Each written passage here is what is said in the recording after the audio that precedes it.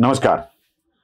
22 जानेवारी ही तारीख जशी जशी जवळ येऊ लागली आहे तसं तसा समस्त भारतीयांची मनं पुलकित होऊ लागली आहे. काय आहे, जशी चांगल्या माणसांची मनं पुलकित होत आहेत ना, तशी वाईटांच्या मनामध्ये धास्ती वाढू लागली. म्हणजे आपण बघितलंय, दैत्यांना देवाच्या नावाचा प्रचंड तिटकारा. म्हणजे देवाचं नाव घेतलं की दैत्यांना राग येतो. रावणही म्हणायचा राम मत कहो, कारण रामाचा देवाच्या नावाचा तिटकारा रावणाला होता. कंसालाही भगवान श्रीकृष्णाच्या नावाचा इतकाच राग यायचा. देवाचं नाव घेतल्यावर ज्यांना राग येतो ना, ते दैत्य असतात, हे लक्षात ठेवा. त्यामुळं आता ज्यांना रामाचं नाव घेतल्यावर राग येतो आणि त्याला विरोध करावा वाटतो, ती सगळी दैत्य या कॅटेगरीतली आहेत असं गृहीत धरावं. आणि मग तुम्हाला प्रश्न पडेल की दैत्य कॅटेगरीतलं गृहीत धरावं म्हणून मी याचा खुलासा का करतोय? गडबड इथे आहे की स्पष्टीकरण त्यांना द्यावं लागत नाही ज्यांना विरोध करायचा आहे, कारण देऊन फायदा नाही. ते बोलणारच आहेत. त्यांच्या मनातल्या विकारांवर आपण जय नाही मिळवू शकत, त्यांना मिळवावं लागेल. मग ते बोलणारच आहेत. फक्त वाईट माणसांनी गोंधळ सुरू केला, गलका सुरू केला की आपल्या मनात आपल्या आराध्याच्या विषयी शंका निर्माण होऊ नयेत याची काळजी घेतली पाहिजे, म्हणून स्पष्टीकरणाचं हे आवरण मी देतोय. बाकी काहीच नाही, बाकी काहीच नाही. म्हणजे उगाच आपल्या मनात शंका यायला नकोत यासाठीच. राम मंदिर केल्याने काय होणार आहे असा प्रश्न आपल्या सगळ्यांच्या मनामध्ये पडतोय. मुळात हे लक्षात घेणं आवश्यक आहे या लोकांनी की राम आमच्या चराचरात व्यापलेला आहे. रोम रोम मे राम. रोम म्हणजे तिकडचं रोम नाही, आमच्या रोमारोमात राम आहे, हे लक्षात ठेवायला हवं. राम कुठे नाही, कशात नाही राम. म्हणजे आपण सहज जरी एकमेकांना भेटलो तरी राम राम करतो. मराठी माणसं राम राम करतात, कुणी जय श्रीराम करतात, कुणी जय सियाराम म्हणतात. आपण भेटलो की राम म्हणतो. माणसं मृत्यू पावली की शेवटीही रामच म्हणतात. त्यानं राम म्हटलं. आपल्या बापूंनीही हे राम म्हटलं होतं ना. माणसं जातानाही रामच म्हणतात. एखाद्या गोष्टीत कसलाच रस उरला नाही अथवा त्यात जिवंतपणा उरला नाही तर त्यात काही राम उरला नाही असं म्हणण्याची सवय आहे. जेव्हा जिवंतपणा उरला नाही तेव्हा राम उरला नाही, त्यात काही राम नाही असं आपण जेव्हा म्हणतो, तेव्हा त्या गोष्टींना आपलंसं करण्यात किंवा त्या गोष्टीच्या मागं लागण्यात काही अर्थ नाही आहे. चैतन्य नाही, राम नाही, जिवंतपणा नाही असाच त्याचा अर्थ असतो. म्हणजे तुमच्यातलं चैतन्य संपलं की राम संपला, हे लक्षात घ्या. मी असलो की त्यात राम नसतो. मी असलो त्यात मी आला की राम नसतो, आणि राम आला की मी संपून जातो, हे लक्षात घ्या. त्यामुळं मी घेऊन येतात त्यांना राम कधी सापडत नाही, आणि ज्यांच्यात राम आलेला असतो त्यांच्यामध्ये मी उरलेला नसतो. त्यामुळं राम असणं आवश्यक आहे. हा मीपणा निघून जातो. अहो, भीती वाटली, भीती वाटली की आपण राम राम राम राम राम राम म्हणतो ना. स्मशानाच्या बाजूने जातानाही भयानं शंकित झालेल्या मनाला रामाची आठवण सुद्धा प्रचंड बळ देऊन जाते. प्रचंड बळ देऊन जाते. माझा रामराया माझ्या पाठीशी असताना आता चिंता करण्याची गरज नाही, ही भावनाच आपल्यामध्ये प्रचंड बळ उभी करून देते, आणि भयानी ग्रासलेला मार्ग सहजपणे पार करून जाण्याची शक्ती आपल्यामध्ये येऊन जाते. अगदी राम सीतेचा जोडा असतो, राम लक्ष्मणाच्या भावाची जोडी असते. भावाची भेट ही भरताच्या भेटीसारखी असते. बापाची आज्ञा पाळणारा राम आदर्शवत असतो. आपल्या सावत्र आईला सुद्धा वाईट बोलू नको असं आपल्या भावाला सांगणारा राम आदर्शवत असतो. आणि म्हणूनच रामाच्या याच वर्तनाचा दाखला दिला जातो प्रत्येक वेळी. अजून मोठी गंमत आहे.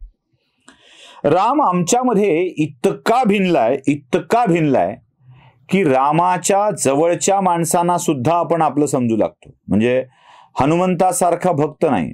हनुमंताची आराधना केली की रामाची प्राप्ती होते हे आपण समजून जातो.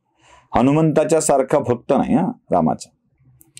आता बघा, या अशा आमच्या सर्वत्र व्यापलेल्या रामाच्या विषयामध्ये म्हणजे कितीही आधुनिक झालो, राम आणायचा असेल, राम यायचा असेल, चैतन्य यायचं असेल तर रामाचाच आधार घ्यावा लागतो.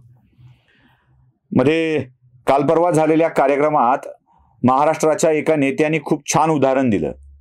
नाटक मंडळींचा तो कार्यक्रम होता, नाट्य परिषदेचा तो कार्यक्रम होता. त्यात ते म्हणाले की 1843 साली महाराष्ट्रात पहिलं नाटक निर्माण झालं, पहिलं नाटक बसलं 1843ला.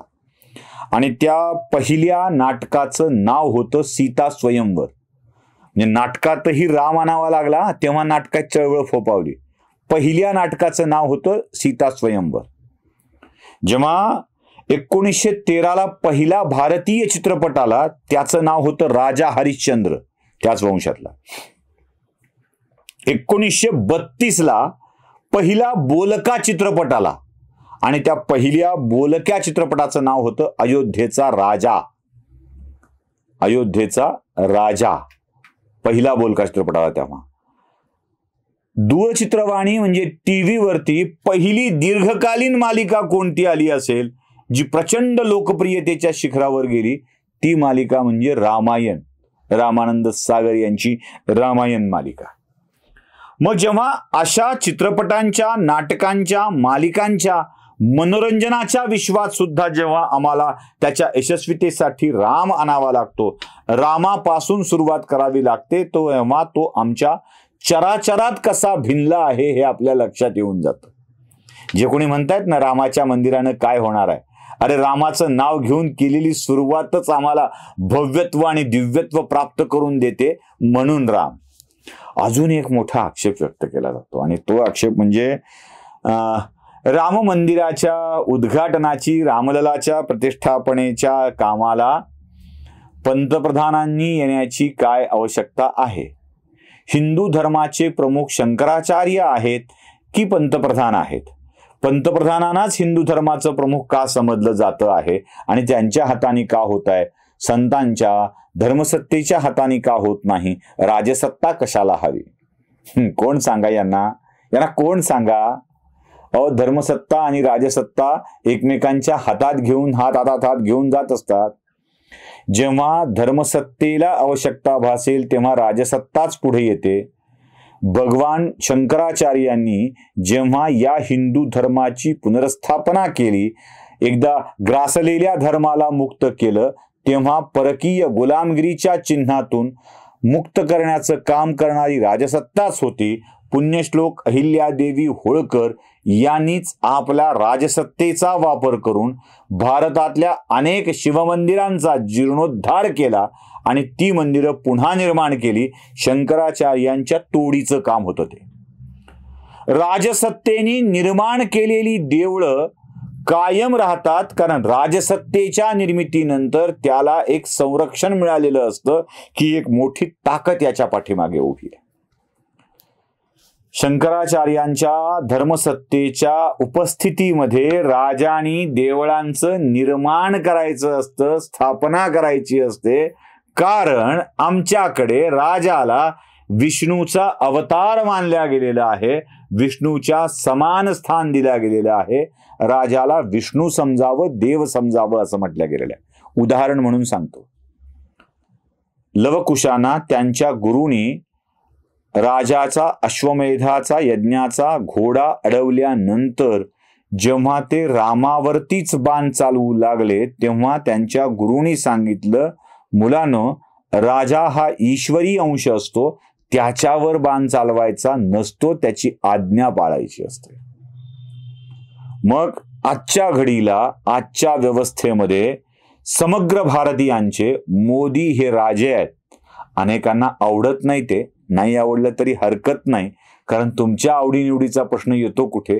देशातल्या तमाम लोकांनी मोदींना राजा म्हणून निवडलं आहे आणि त्या राजाला या देशात राम स्थापित व्हावा, इथला राम निघून जाऊ नये, यासाठी धर्मसत्तेच्या सोबत राहून त्या मंदिराची स्थापना करायची आहे. म्हणून मोदीच्या हस्ते या मंदिराची स्थापना होतीये, हे लक्षात ठेवा. ज्यांना कळलंच नाही त्यांच्यासाठी एवढंच सांगणं. नमस्कार.